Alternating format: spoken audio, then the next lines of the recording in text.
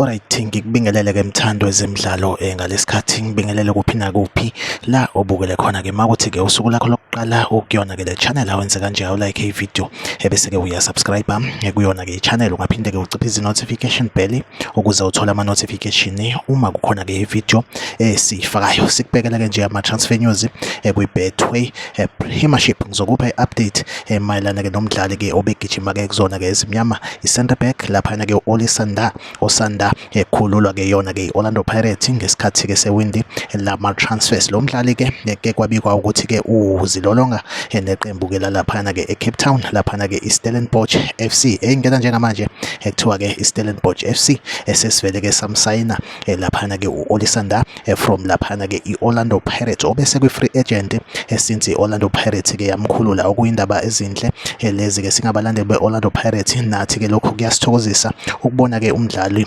wethu impela ke eqhubekela phambili nempilo. Kuyasithokozisa njengabalandeli beOrlando Pirates. Ke yona update engiyiphethe ke njengamanje, like i-video, usubscribe kuyona ke i-channel. Mina nawe ngizohlezi ngikhona ngulethela ke ezemidlalo okuhlanganisa ke ama-transfer